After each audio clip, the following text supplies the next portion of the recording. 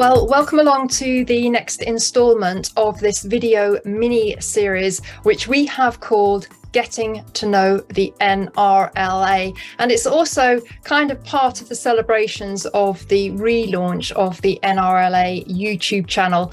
And throughout this week, we're going to be visiting different departments within the NRLA and finding out about the work they do and how they serve their members. And today we are joined by Catherine from the Advice Line team. Catherine is a compliance specialist. And Catherine, it's interesting because I was on social media today and I was actually on a landlord group, and a landlord came on and said, "Oh, I've got a real problem with a tenant. I've served a Section 8 notice. I'm not sure if they're going to, leave or not on the day." And about 4 people came on and said, "You've got to ring the NRLA Advice Line. They'll be able to help you." And I'm sure, you must be so pleased to hear that it's so well received by the landlord community. Absolutely, yeah. I mean, I would go so far as saying it's the number one benefit of joining the NRLA. You often hear that at the end of calls from members as well. It's a great service, and I'm proud to be a part of it. Well, I call it phone a friend for landlords, because that's what it really is. You've got a whole team of people on the end of the line if you have a problem. So maybe you could tell us a little bit about the kind of support that you offer, the scale of the team that you have at your head office in Sale near Manchester. Sure. So we comprise of just over 30 professional advisors from a wealth of backgrounds.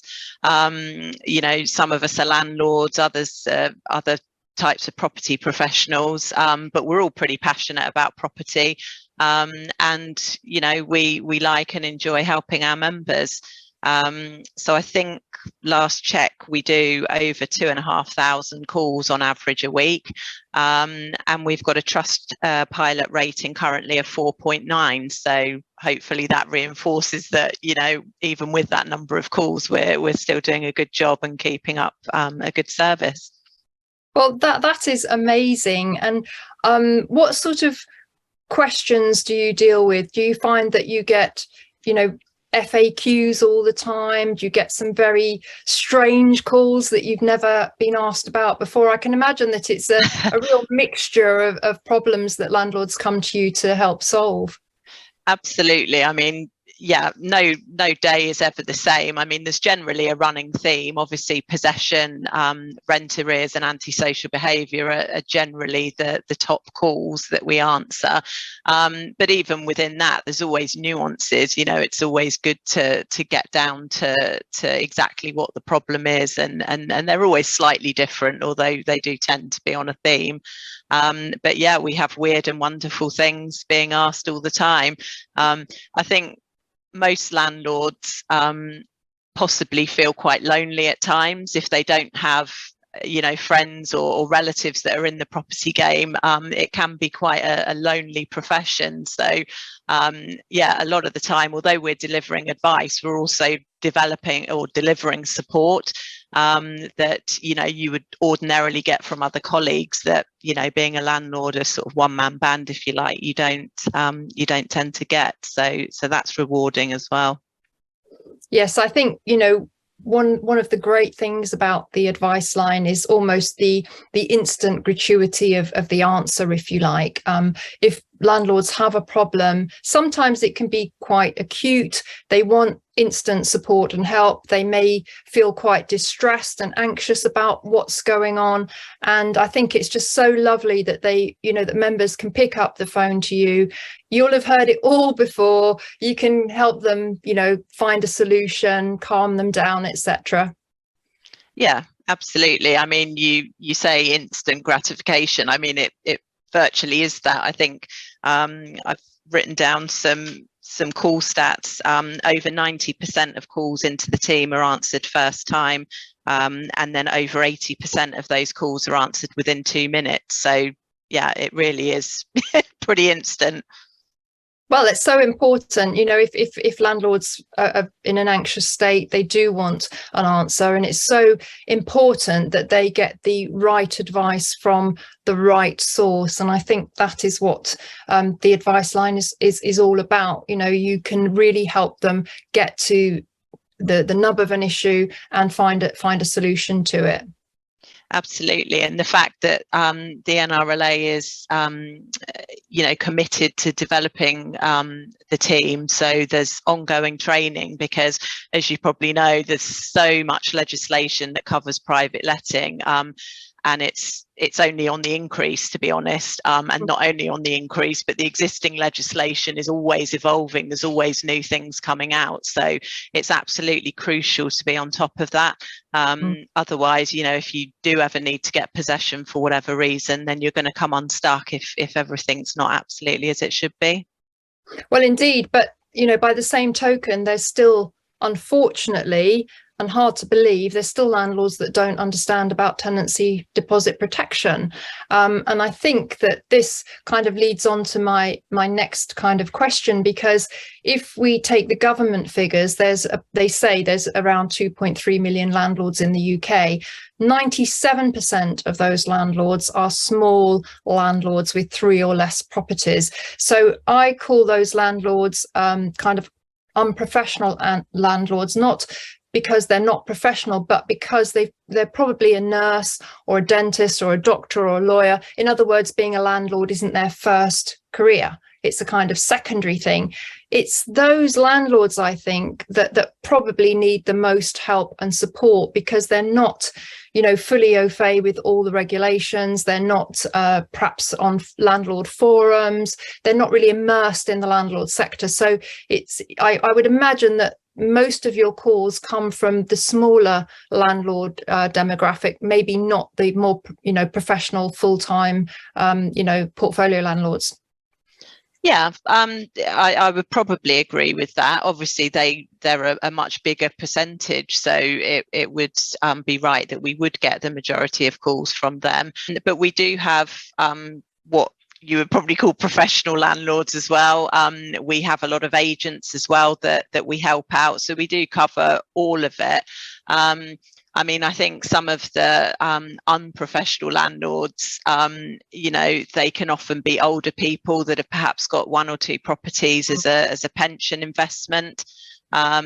And they may have had it for a very long time and just not kept up with all the changes. They may have very long-term tenants which are very well looked after, but they may just have overlooked re-protecting a deposit if they'd agreed a new tenancy, for example. So it can be something as innocent as that can have a real impact that further down the line. So I would always advocate to be a member of a trade association if you're trying to do anything professionally, because it's a minefield. You really need to know what you're doing.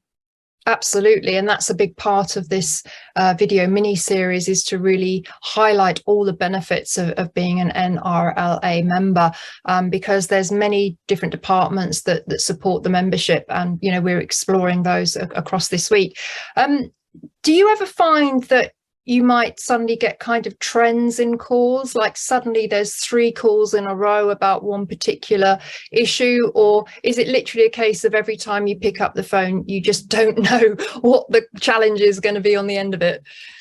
Well, yeah, you never know what it's going to be, but there are certainly trends, and we've got a really good media team who prime the landlord support team on a daily basis with what's in the news, and that can then reflect on what our callers are asking us about. So that will give us a kind of heads up. The media does have a lot to be a lot to answer for in terms of our calls. Section 24 and the tax regime change that came in, that obviously saw a lot of headlines and generated a lot of calls. We've got the new legislation coming in Wales, so whenever there's a headline run, probably predominantly in the Welsh press, that will generate a large number of calls. So yeah, it does come in fits and spurts, and obviously the big one was the recently albeit anticipated white paper. So that naturally generated a huge amount of calls with landlords that were worried about the loss of Section 21 and all the other things that contained. And all that gets fed through to the policy team as well, so they know what is on landlords' minds. I would imagine you get a lot of calls about EPC ratings and the new legislation that's supposed to come in 2025 now, I think it is. Yeah, absolutely. Again, there'll be stuff in either the trade press or the mainstream press about EPCs and ratings and things like that. And that generates a huge amount of concern for landlords. Currently you need an E rating and it's touted to be a C rating. That is potentially going to cost landlords a huge amount of money to get properties up, especially the older housing stock. We have a lot of genuinely concerned people calling about that, and unfortunately a lot of our work is trying to reassure members without a huge amount of detail, because until government publish papers and the like, it's really difficult to second guess what's going to happen. And even when they do, it's always subject to change, so we're always trying to stay one step ahead. On the whole, I think that the majority of landlords in the UK, are doing the right thing, or at least trying to do the right thing. And all of the members I speak to, they're very receptive to the advice and they want to look after their tenants. And we saw that massively during the pandemic. The number of callers that were calling up to see how they could reduce their rent to help out their tenants on furlough. I get quite cross with some of the mainstream media and some of the sort of tenants associations that are calling for various measures that will quite frankly be detrimental to tenants. Indeed. So just as we close this out, what hours are you open to take landlord calls from members? So the landlord support line is open Monday to Friday from 8:30 till 5:30, and then we're open on a Saturday morning from 9 till 1. That's fantastic. Thank you, Catherine. I think it's so great that members can get personalised advice. I think that's really one of the very big benefits of the advice line. It's not like going on a forum where you'll get kind of quite general advice. This is specific personal advice by trained advisors, and I think that's where the strength of the advice line is. Would you agree? Absolutely. Yeah. Fantastic. Well, thank you so much for joining me on this call. Very, very interesting to hear about the advice line, one of the most popular departments at the NRLA. And do stay tuned to this video mini-series, because we are going to continue to unpack the different departments at the NRLA and learn about how they support the members. So I will see you on another video very soon.